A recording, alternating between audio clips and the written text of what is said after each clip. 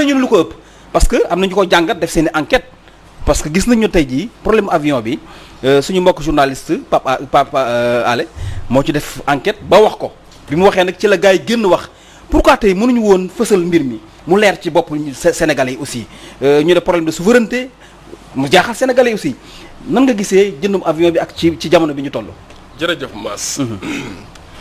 yaakaar naa intervention Pape Sène sama frère comme frère Pape Sène li ëpp kum tudd turam man la songo na ma attaqué ma xam naa li mu reeree la ba muy ñëw rek wala li mu añee la waaye bu mu yàkkamti rek moom mën ta wax ba wax li ne suñu xel wala mu nettali suñu gént mais li ngeen di jëf rek laay wax Pape dalal rek xam nga ndeysaan il est agité nag mais Pape bu ñu déglantoo rek dinañ dégg parce que xam nga sénégalais yi ñuy déglu tamit il faut que ñu baaxee leen peut-être ñun suñu xam-xam bari na néew na ñu baaxee leen que ñun ñëpp ñu laayante biir xam nga moom dafa joxe date sénégalais bari xamuñu ko woon 2019 nee na contrat bi 2019 lañ ko signé Mass kañ nga dégg ni Sénégal le président de la République dafa war a jënd avion il y a même pas une semaine bu fekkoon respecté Sénégalais la wala ay souci de transparence moo leen animé je pense que information moom nañu ko joxe depuis le début en 2019 ñun état du Sénégal sans pour autant ñu entrer dans les détails wax nag pour des raisons de souveraineté des questions de sécurité et tout ñu wax ne effectivement avion bi état bi mu nekkee am na problème dans ce cas il faut que ñu envisager pour des raisons de sécurité changer ko avion bu bees moom mooy 2019 ne ko signé contrat bi signé nañu ko en 2019 informé wuñu Sénégalais yi en 2019 ne amoon nañu projet d'acquisition d'un nouvel avion ñaareel ba Pape Mass est-ce que Pape Sène ñëw na wax ne échéance yi avion bi lii mooy prix bi xam nga muy ñëw taxaw en tant qu'officiel de l'État ñëw taxaw ne amul sax une information sur le prix d'acquisition de l'avion. J'ai reçu une information sous réserve. amul information sous réserve je pense que moom nag. il doit être à même quand même Pape déglu ma rek. non parce que Pape déglu ma rek ma daaneel déglu moom nag lii la ko tàmbali. mais dafa tàmbali mel j'ai été très clair j'ai dit. D'accord. j'ai un chiffre sous réserve. D'accord, parce que mais ñun bokkuñu ak yéen. yéen da ngeen di tëñax tëñax. D'accord, mais may ko mu daaneel may ko mu je daaneel pense sa tour de parole nañ ñëw après xam nga ñun opposant ñun la wax ñun ñooy opposition. ak lu ñu taxé de lépp. ñun ñoo waroon am chiffre sous réserve mais pas moom. non parce que pour man il est là en tant que représentant de l'État du Sénégal. comité Sénégal des droits cadres au niveau de l'APR. lu mu ñuy joxe rek amul lu sous réserve amul voilà en attendant d'avoir la confirmation. moom dafa war a am l'information avant de venir ici. parce que Sénégal yi dañ koy déglu. ñaareel ba le prix réel de l'acquisition de l'avion. Sénégalais peut-être kenn xamu ko. xam nga ñu ngi dégg ministre bi ne oui c'est pour des raisons de secret défense. c'est faux. loolu la ministre bi wax. c'est faux. peut-être c'est pour des raisons de défense d'un secret. ñoom ñooy défendre seen secret mais du secret défense acquisition. avion présidentiel dañ ko war a publier. on doit même demander l'autorisation de l'Assemblée nationale. parce qu'en réalité. inscrire luñ ko ci budget du Sénégal. et ça doit faire l'objet d'une loi de finances rectificative. demal nga xool tey jii ñu ni la ci budget ministère des forces armées lañ ko jëlee. demal nga xool ci budget ministère des forces armées fu ñu bind rubrique acquisition d'un nouvel avion présidentiel amu fa. amu fa on sera obligé de revenir devant l'Assemblée nationale par le biais d'une loi de finances rectificative LFR effectivement jéem a demander autorisation Assemblée nationale pour le décaissement de ce montant. je pense que loolu jarul bu ñu nee duñ ci débat dañ ciy débat. parce que sénégalais yi ñoom moom xaalis bi. sànq yaa ngi wax ne 2019 la donc Sénégal mënut a ñëw rek de façon unilatérale ñëw invoquer la rupture ou la résiliation du contrat. ma wax que ne que ay enquêtes révélé nañ avion boobu bokkoon na ci benn lot de 6 avions. absolument boo xamante ni Air Asia moo bëggoon a renforcer flottam. Air Asia signé woon na contrat bi ak waa Airbus. signé woon na contrat bi ba pare. lan moo tax ñoom ñu renoncer à l'exécution de ce contrat raison de Covid. difficulté économique. absolument. ñu taxaw renoncer si. avion boobu la bokk c'est la gars yi jot information bi. courtiers internationaux yi dox ci li ci war a dox yaa ma gën a xam en matière de courtage. nit ñi ku ci nekk ak la nga ci war a lekk. absolument mais bu ñu taxawee ne Sénégal war na ci wax sax parce que dañuy nax seen bopp. beneen bi mooy moo question d'opportunité. 2019 ba ñuy jël projet bi te loolu dafa am solo. de 2019 à 2021 combien de fois le président de la République a voyagé. combien de fois xam nga tamit bu ñu waxee ne c'est pas n'est pas une fois ni deux fois ni mais c'est peut-être des centaines de fois. Macky Sall chaque semaine mu ci avion di dem di taxawaalu xamul moo xam li muy def. moo xam li muy lijjanti mais jamono jooju noonu ñaata yoon la dem au niveau international ci institution internationale yi ñoo taxaw naan bor bi jëm leen ko annulé. au moins ngeen annulé ko en partie. Annulation de la dette. Annulation de la dette. ñaata yoon la dem ne. dafay lebi xaalis parce que on a des problèmes.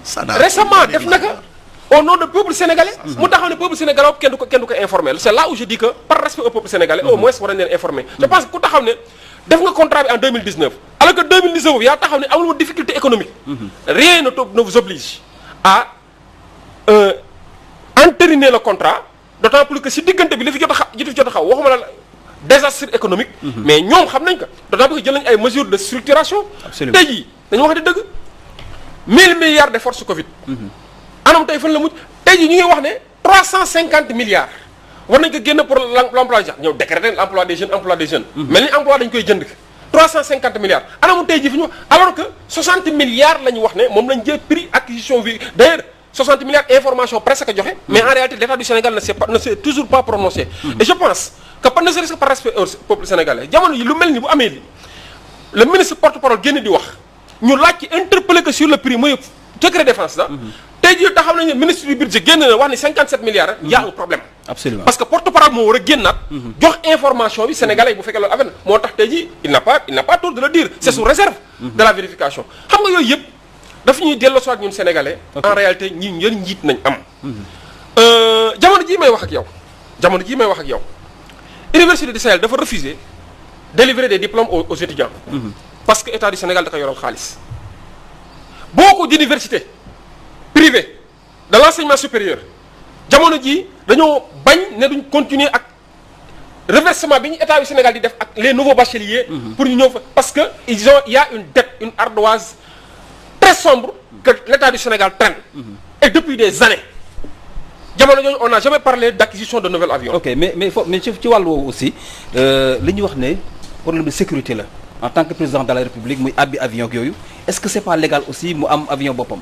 xam nga yow yaa ko wax léegi ne am na une grande puissance des puissances accomplies. absolument yoo xamante ni ay officiers d'ailleurs dañuy jox sax dañuy si seen budget ñoom. dafa am ce qu'on appelle des plans d'aide aux pays en sous-développés. en sous-développement par exemple les pays du tiers-monde fu mel ni Allemagne. am na nit ñi seen chancelier wala seen chancelier amul avion. ay amul avion officiel. ñoom dinañ débrouiller avec leur budget xool ban avion nañu mettre à sa disposition pour muy dem di effectuer voyage yi. parce que voyage yi dafa coûteux. mais beneen bi mooy. kii dañuy invoquer ay raisons de sécurité raison de kii mais avion bi ñu wax dafa am problème depuis 2019 et pourtant en 2020 avion bi ñëwagul juillet la ñu wax ne moom la ñu koy livrer mais avec quoi le président effectue ses voyages na ko leeral Sénégalais yi. avec quoi et avec quel budget le Sénégal effectue avec quel coût le Sénégal le président de la République effectue ses voyages. mais tey jii kenn waxu ko kenn. il a fallu que sa mbokk journaliste. génn def alerte. le 24 heures après état du Sénégal doog a def communiqué. un tel communiqué d'ailleurs un communiqué très laconique. je pense que par respect communiqué boobu waru ko woon a génn. parce que bari na lu mu wax ci communiqué bi te waru koo wax alors que ñu ko doon xaar feneen mu génn fa. laaj nañ ko ci prix bi laaj nañ ko ci opportunité bi laaj nañ ko mais dafa wax li muy wax abal ni léegi loolu dina indi jiixi jaaxa Sénégal xam nga moom mu taxaw ne coow amu fi. mais jiixi jaaxa mooy indi xel ñaar te xel ñaar mooy indi wax ji commentaire yi di bari. yaa xayti pourquoi état du Sénégal mënuñu di anticiper jox nit ñi sénégalais yi. benn occasion boo xam te ni au moins yenn débat yi mën nañ ko éviter kenn waxul le président de la République war na am avion. pour des raisons de sécurité oui war na am avion. en 2010 ba Abdoulaye Wade di jënd avion Pape Sène mii. ki mu toog fii di ko défendre muy le président Macky Sall. il n'était pas d'accord il avait donné son point de vue il n'était pas du tout d'accord. en disant que ce n'est pas une priorité les maintenant ñu interroger l'histoire. c'est pas vrai. Interroger l'histoire Pape Sène en 2010 dañ ci interroger parce que il devenait fraîchement un opposant. Okay. Il n'était pas d'accord et il a donné des arguments. Qu'est-ce qui a changé entre-temps xam nga politique Sénégal nag dafa metti li nga défendre démb tey li nga xeex démb tey ji nga ñëw di ko défendre. c'est là où ça pose problème dama ni priorités yi sont ailleurs. Président de la République fii ba 2024 amul benn priorité pour acquérir un nouvel avion amul priorité gisuma ko. Par contre ay entreprises du fait du Covid ay entreprises fermées moom xam na baax li may wax. Des entreprises sont en difficulté. am na ñu renvoyer tout leur personnel. am am na ñu renvoyer tout leur personnel.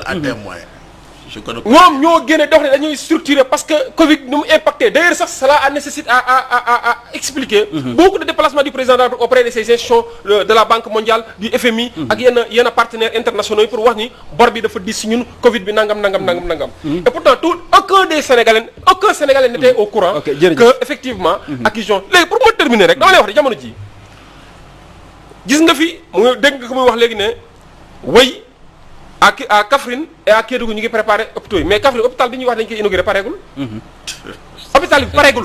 waa Kaffrine génn nañ def nañ manifestation ne bu kenn génn parce que hôpital bi pareegul. mais beneen bi ñaata hôpitaux dette hospitalière bi ñaata hôpitaux ñoo taxaw mu am ay disons ay grève intempestive dem na ba personnel médical waxuma la sax le personnel moyen wala le personnel les médecins génn di def ay revendications. parce que y a des problèmes. tey jii moom peut-être yàlla na ko yàlla may wér gi yaram mais am na nu mu doon demee tey jii ay évacuation sanitaire étrangère lay dem dem na France wala dem Allemagne wala dem Maroc dem fa faji et pourtant loolu ay nit taxaw nañ fi di ko fi kaas benn bi mooy pour ma terminer rek xam nga dama lay wax ne la tey jii si Mbour Grand Mbour damaa dégg ñu ni maire bi dafa génnoon population yi génn di ko yuuxu ndax lan benn projet mooy Promoville bi route yi ñuy defar au niveau des villes là moins de 500 mètres. depuis plus d'un an 6 mois. latérite nañ fa sotti exposer population yi à la poussière ba ñoom ñëpp ñu ngi génn ñoom ñëpp am ay problèmes pulmonaires. jamono jooju boo génnewoon 200 millions mu yeggale tali bi ba ñee annoncé nañ dañuy def ay marche te li ma gis tey si ay images muy ay images yoo xam te ni man rafetlu ma ko. parce que autorité bu mel ni ma waroon na éviter loolu. jël ay population exposé leen ba nga xam ne seen santé dafa am problème jamono ji si am ay problème mu noyyi pendant un an mu dugg seen biir kër foofu ca Grand Mbour mais loolu kenn du ko wax les priorités sont ailleurs yaay campagne non na ñëw les priorités sont ailleurs samp sa ndënd nga dem wax